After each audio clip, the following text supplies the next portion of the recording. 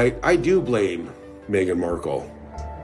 Meghan Markle, stain of humanity. Yes, Meghan, and I hope you're watching right now. Whispers followed Meghan Markle long before palace gates ever closed, but this time the shock came from inside her own family. When her brother suddenly spoke out, he reignited old rumors tied to luxury yachts, shadowy parties, and a chapter Meghan never publicly addressed. Supporters cried foul, critics leaned in, and the internet erupted with theories. So, was this a bitter betrayal, a misunderstood past, or a calculated revelation timed to wound? What exactly did he claim? A guy named Jeff Rayner, who spoke to me and said, "I can change your image," he said. And why is it resurfacing now? Stunned everyone worldwide. The bombshell, Thomas Jr. just dropped. Thomas Markle Jr. has officially signaled that he is done staying quiet. In recent statements, he confirmed that he is preparing a tell-all book aimed directly at correcting what he calls the nonsensical stories Meghan Markle has told about her life before fame. What makes this moment different from years of online speculation is not the rumor itself, but who is speaking and what he is now prepared to address. This is not a commentator, biographer, or anonymous source. This is Meghan's own brother, someone who lived through the years that remain the least explained chapter of her public story. According to Thomas Jr., the book will not simply rehash family grievances. Sources close to the project say it will focus on Meghan's pre-suits years, specifically the period when she was publicly presenting herself as a struggling actress in Los Angeles, yet was privately appearing at elite gatherings in Europe and aboard luxury yachts in Monaco and the Mediterranean. These are the same years Meghan has rarely spoken about in detail, despite how pivotal they were to her eventual rise. What elevates this from recycled gossip into a genuine bombshell is Thomas's proximity. He was present during those years. He watched the relationships Meghan formed, the lifestyle she accessed, and the sudden disconnect between her claimed financial struggles and the environment she moved in. When someone with that level of access announces they are ready to address specifics, it immediately changes the weight of the conversation. This is no longer speculation built on photos alone. It is the promise of first-hand recollection. This is also the first time an immediate family member has openly hinted that Meghan's carefully curated narrative may omit critical context. Thomas Jr. has made it clear that he believes the public story does not match what he witnessed. He has not released details yet, but he has made one thing unmistakable. The silence he maintained for years is ending. Whether his forthcoming book ultimately confirms suspicions or simply reframes them, the significance lies in the shift itself. When someone who shared your home, your timeline, and your private world suggests there is more to the story, it forces a reassessment. This chapter of Meghan Markle's past has always raised questions. Now, for the first time, someone from inside the family is preparing to answer them. But if a brother is finally ready to talk, what happens when others start speaking too? Let's find out. I've seen the tapes. Just escalated. What's critical to understand is that the latest wave of claims did not surface out of nowhere. They only began circulating widely after Thomas Markle Jr. publicly signaled that he was ready to address Meghan's past in a tell-all book. His comments acted as a trigger. Almost immediately, previously dormant voices and old media clips resurfaced, not as new evidence, but as reactions to what Thomas Jr. had just implied. That distinction matters. One of the most widely shared reactions came from long-standing royal commentator Lady Colin Campbell, who responded to renewed discussion by stating she had been familiar with it for a long time and had seen the tapes. Her remarks were not presented as fresh revelations, nor were they accompanied by proof or documentation. They were framed as personal familiarity with material that had allegedly circulated privately years earlier. Importantly, Lady C herself expressed hesitation about commenting in detail, acknowledging doubts about some material and declining to verify specifics publicly. Around the same time, clips from a 2018 podcast appearance by celebrity tape broker Kevin Blatt began trending again. In that segment, Blatt described receiving a call years earlier from a woman claiming to possess a compromising tape involving a woman named Meghan who was about to marry a prince. He emphasized that the claim came through a third party and that he never publicly released anything. The clip had existed online for years with limited attention. It only went viral now in the wake of Thomas Jr.'s comments. It is crucial to be clear about what this chapter is not saying. There is no confirmation that such tapes exist. There is no verification that the woman described was Meghan Markle. There is no publicly authenticated material. Even the commentators involved repeatedly noted legal, ethical, and evidentiary limitations. None of these resurfaced clips provide proof. What they do provide is momentum. Thomas Jr.'s announcement shifted the conversation from distant rumor to renewed scrutiny. Once, a close family member suggested he was ready to contradict Meghan's pre-fame narrative. Old claims that once sat on the fringes were pulled back into public view, not because they were newly discovered, but because the contents changed. This escalation matters because it shows how quickly dormant speculation can reignite when someone with perceived insider knowledge speaks. These external voices did not start the story. They reacted to it.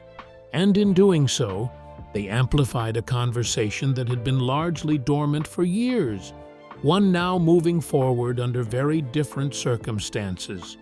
So, if nothing has been proven, why is this story suddenly accelerating now? And what exactly is about to surface next? Keep watching. The yacht photos, Meghan Never Explained. From 2004 to 2011, Meghan Markle's public story was consistent. After graduating from Northwestern University, she moved to Los Angeles and pursued acting.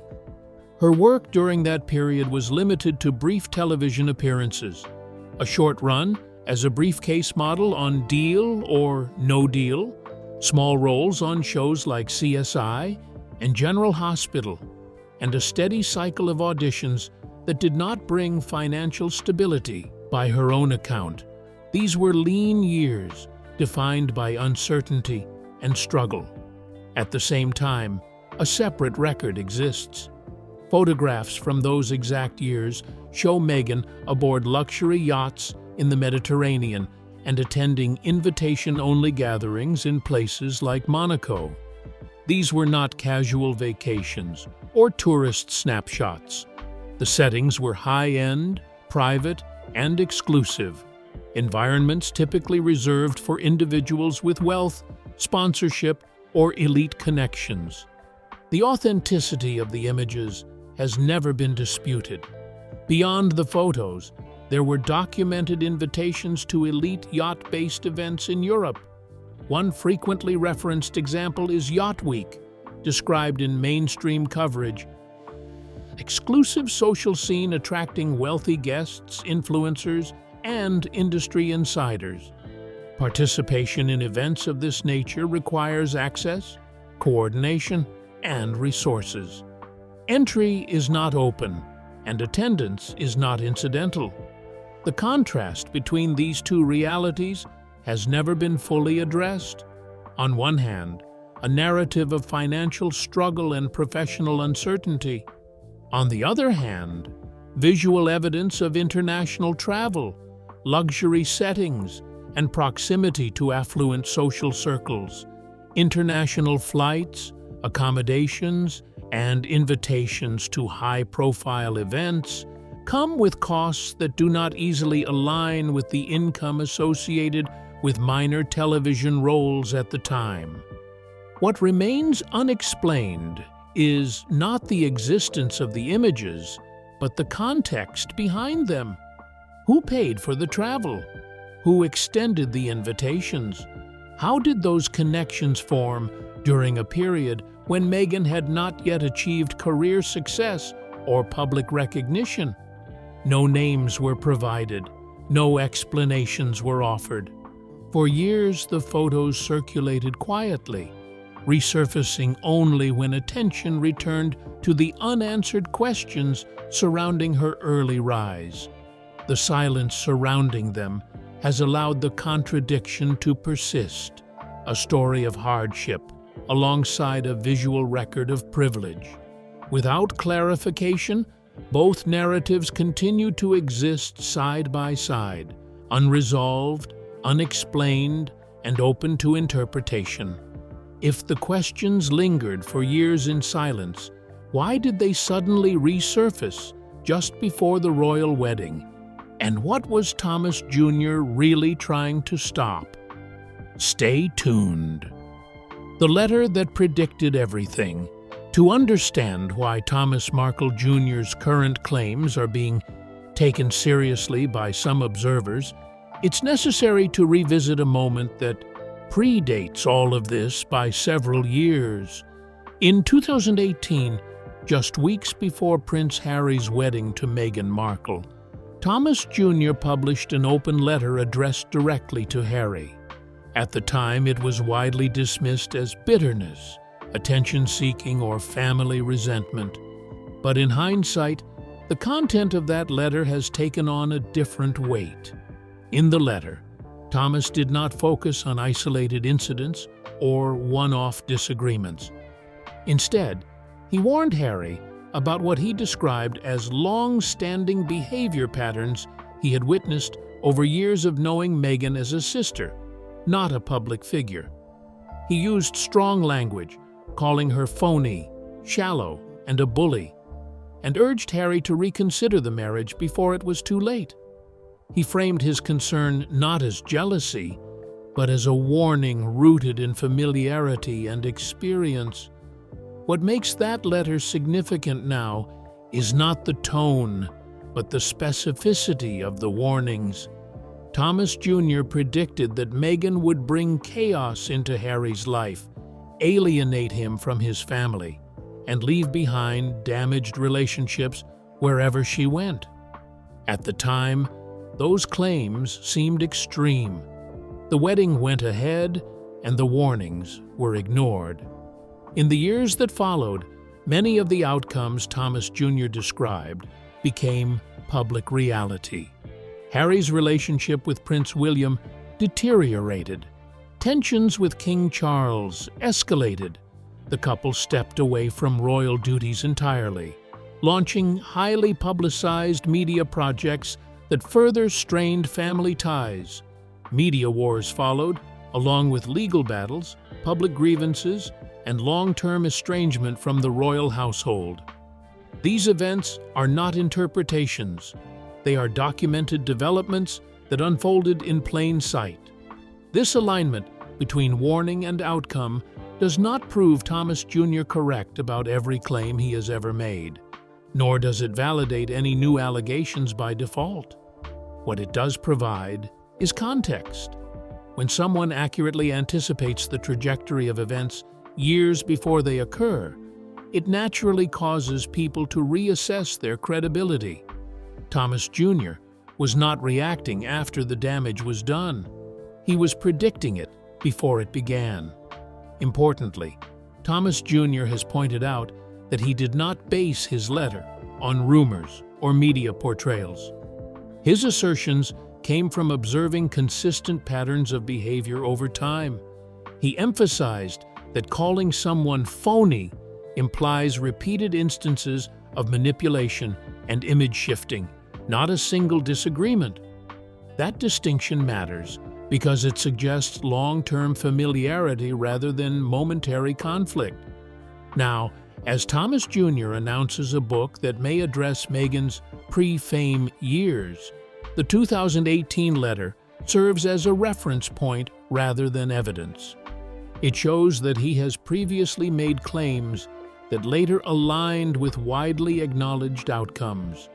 It does not prove the yacht rumors. It does not confirm any new details, but it explains why his words carry more weight than anonymous speculation.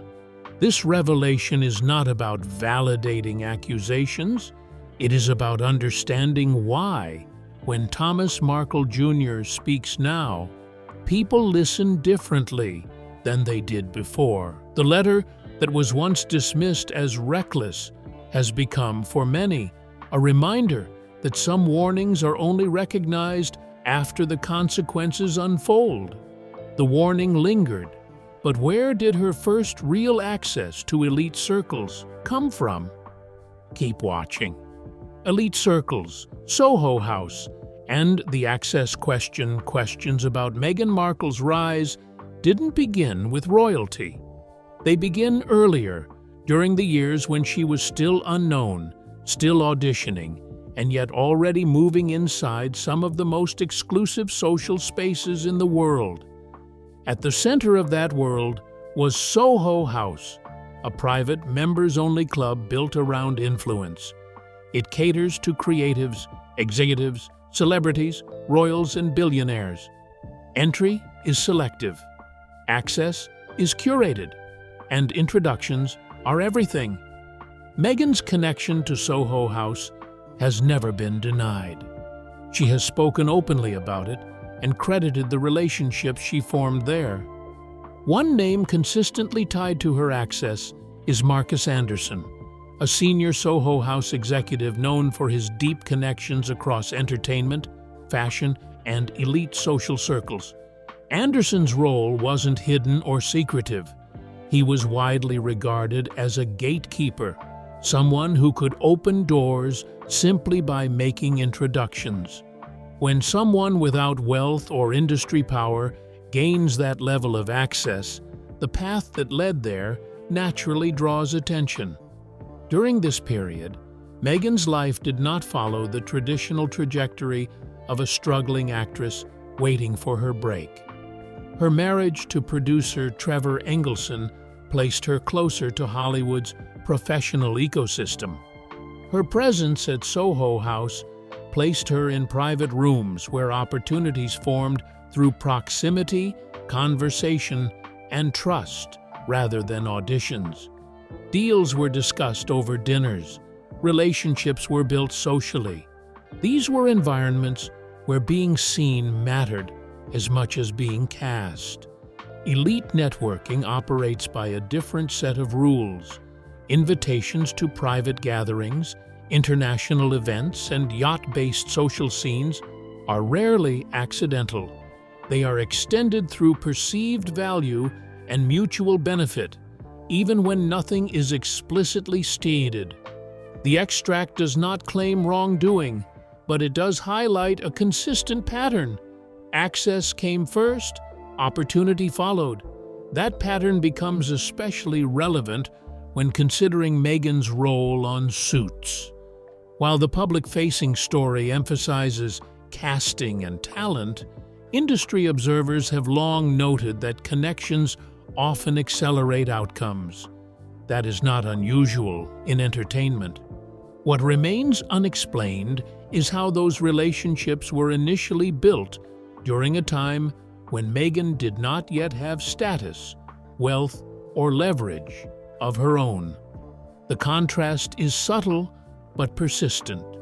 A narrative of hardship exists alongside a documented reality of elite access. One does not cancel out the other, but they do complicate each other. The unanswered question is whether this was simply strategic networking, later softened into a story of struggle, or whether key elements of that ascent were quietly edited out. When Thomas Markle Jr. says the public story doesn't fully align with what he witnessed, this context is essential. Soho House is real. Marcus Anderson is real. The elite circles Meghan entered are not rumors. What remains unclear is how those doors first opened and whether the version presented later was streamlined for public consumption. That unresolved gap is what keeps the access question alive. Stay with us. A brother knows what the public never sees. Thomas Markle Jr.'s comments continue to attract attention for one simple reason. His position in Meghan's life was never observational. It was personal. Journalists reconstruct lives from interviews and records. Commentators interpret public appearances. Siblings, however, experience life before it is curated, before narratives are refined, and before public relations shape perception. That difference matters when questions arise about years that remain largely unexplained. Thomas Jr. and Meghan shared family time long before fame entered the picture. He was present during her pre-suits years, the same stretch of time now under renewed scrutiny. That proximity gave him visibility into everyday realities outsiders never see. Lifestyle changes are not subtle inside families. Travel patterns shift. Social circles expand. Access appears suddenly. When those changes don't clearly align with income or career progression, they stand out, not as theories, but as lived observation. Relationships are another area where siblings have early insight.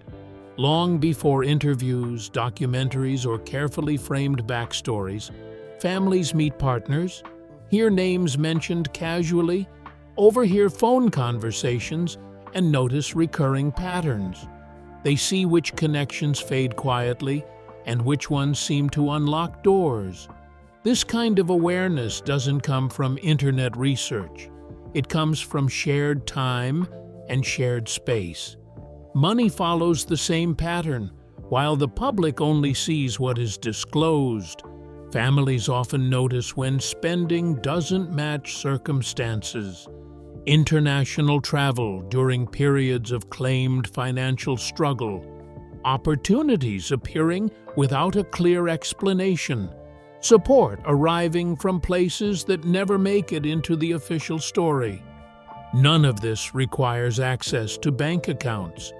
These shifts become visible naturally within close relationships, especially over time. That is why some view Thomas Jr.'s perspective as insider knowledge rather than gossip. He isn't piecing together Meghan's past from photographs or second-hand accounts. He's speaking from memory during the very years that received the least detail in her public narrative. That doesn't mean his version is automatically correct. Family dynamics are complicated, and estrangement can influence perception. But access still matters. The real credibility question isn't about tone or likability. It's about vantage points.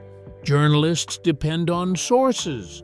Biographers depend on cooperation. Siblings depend on memory. When Thomas Jr. suggests that the public story doesn't fully align with what he witnessed, the claim carries weight because of where he stood at the time, inside the family, not outside the spotlight. Growing up alongside someone means watching their world evolve in real time before explanations are offered and images are polished. That kind of perspective, however controversial, can't be dismissed as uninformed. And that is why, even amid disagreement and criticism, Thomas Markle Jr.'s words continue to command attention. But when that same insider becomes the only witness during a family crisis, how does that change what comes next? Don't look away. The father's amputation and the breaking point. In early December 2025, the situation inside the Markle family shifted from long-standing tension to a medical emergency. Thomas Markle Sr., 81 years old, was rushed into surgery after a blood clot cut off circulation to his left leg. Doctors described it as life or death. The limb had turned black and blue, and the risk of sepsis and gangrene left no alternative. Surgeons amputated the lower leg after hours in the operating room, warning that the following days would be critical. Thomas Markle Sr. was already medically fragile. He had survived 2 heart attacks and a stroke before this crisis. This operation wasn't a setback. It was another fight for survival. And during those hours, and the days that followed, one person was there in real time. Thomas Markle Jr. Living with his father in the Philippines, he became the decision-maker, the caregiver, and the constant presence at the hospital. He spoke to doctors, monitored complications, and prepared for the possibility that his father might not recover. Meghan Markle's response unfolded very differently. According to reports, there was no immediate call, no visit. Days passed before a letter was delivered through representatives. Communication was handled from California through intermediaries, not directly. Everything was distant, measured, and controlled, even as her father lay in intensive care, recovering from a life-altering operation. For Thomas Jr., that contrast mattered, not as a talking point, but as lived reality. While he was sitting in hospital rooms and managing the aftermath of emergency surgery, his sister remained physically and emotionally absent. Whatever explanations exist, the imbalance was impossible to ignore. Care was happening on one side, silence on the other. Moments like this have a way of clarifying where relationships truly stand. Years of estrangement suddenly felt final. The sense that responsibility, loyalty, and burden were no longer shared became undeniable. Sources close to Thomas Jr. suggest this was the moment everything shifted, not because of anger, but because the emotional cost of staying silent no longer made sense. When family support feels one-sided at a moment this serious, protecting private history begins to feel less like loyalty and more like obligation without return. December 2025 wasn't just a medical crisis, it was the point where silence stopped feeling necessary and where the decision to finally speak may have been made. Why Meghan's silence keeps the story alive. What continues to fuel this story isn't a new accusation or a fresh leak. It's silence. In the world of public figures, silence is rarely neutral. When false claims surface, the standard response is usually swift and direct: a denial, a clarification, or a simple explanation that puts context around old photos or rumors. That pattern has played out countless times across politics, entertainment, and royalty. Clear statements tend to shut stories down. That has never happened here. Despite years of speculation surrounding her pre-suits lifestyle, Meghan Markle has never directly addressed the yacht photos, the invitations to elite events, or the questions about how that lifestyle aligned with her income at the time. There has been no detailed explanation of who the people in those images were, how the trips were funded, or what role those social circles played in her early career. Her representatives have declined to comment, and the subject has simply been left untouched. That absence stands out precisely because Meghan has spoken openly about so many other aspects of her past. She has detailed her struggles as an actress, her experiences with rejection, and her feelings of being overlooked in Hollywood. She has revisited family relationships, personal hardships, and media treatment at length across interviews, documentaries, and podcasts. Yet the years between 2004 and 2011 remain noticeably thin on specifics. When public figures choose silence, it often creates a vacuum, and vacuums get filled. In this case, silence has allowed speculation to linger, resurface, and gain traction whenever new context emerges, especially now, as Thomas Markle Jr. suggests that the public narrative does not fully match what he witnessed. There is, of course, another interpretation. Meghan may believe she owes no explanation for her private life. She may see addressing old rumors as legitimizing them. Privacy, after all, is a reasonable boundary. But public branding complicates that choice.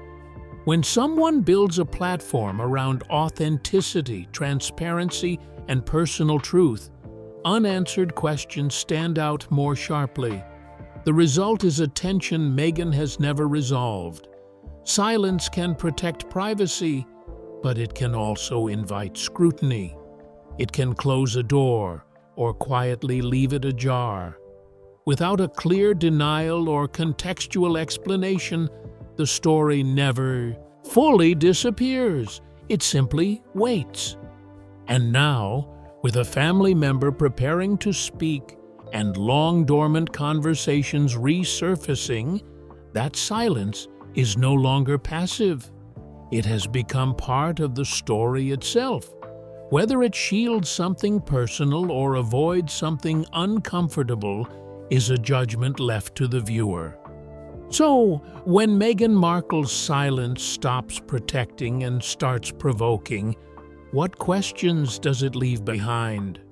Let's find out. What Thomas Jr.'s book could actually reveal with Thomas Markle.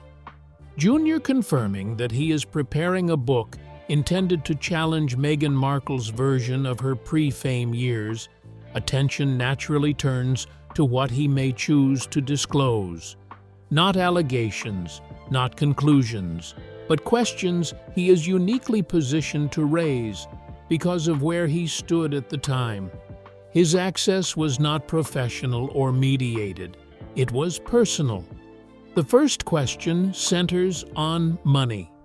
During the years between 2004 and 2011, Meghan publicly described herself as a struggling actress, taking small television roles and living with financial uncertainty.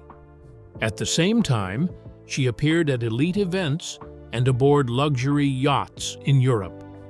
Travel, accommodation, and access to those environments required resources.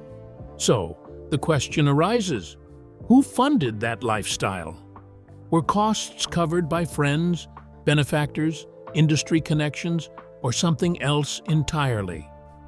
Thomas Jr., as a family member present during those years, would have been in a position to notice where support appeared and how it was explained, if it was explained at all. The second question involves opportunity. Meghan's career breakthrough did not follow a conventional path of auditions alone. Her rise intersected repeatedly with elite social circles, producers, and powerful connectors. How exactly did those doors open? Were introductions made casually, strategically, or through relationships that have never been publicly discussed? Industry observers have long suggested that connections played a role in securing suits. If Thomas Jr. witnessed how those relationships formed in real time, his account could add context to a process that has always been presented as straightforward. The third question is broader and more consequential. Does the public narrative Meghan has built align with the reality Thomas Jr. remembers?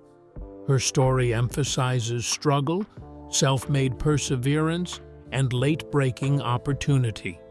His suggestion is not that everything is false, but that important context may be missing.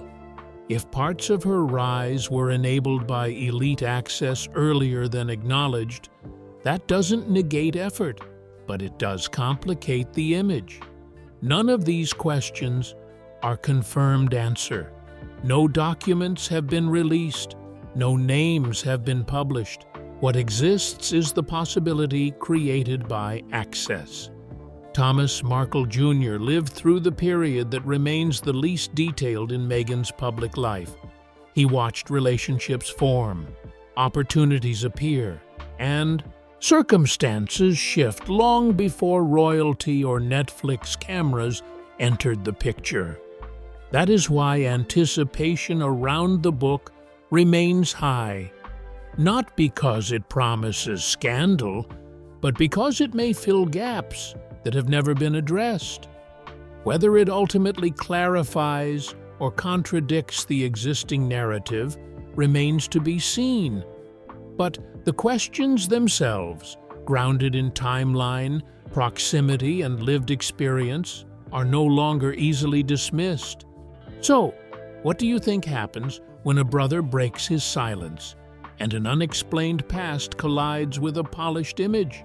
Are the gaps harmless or revealing? We'd like to hear your thoughts. Don't forget to subscribe.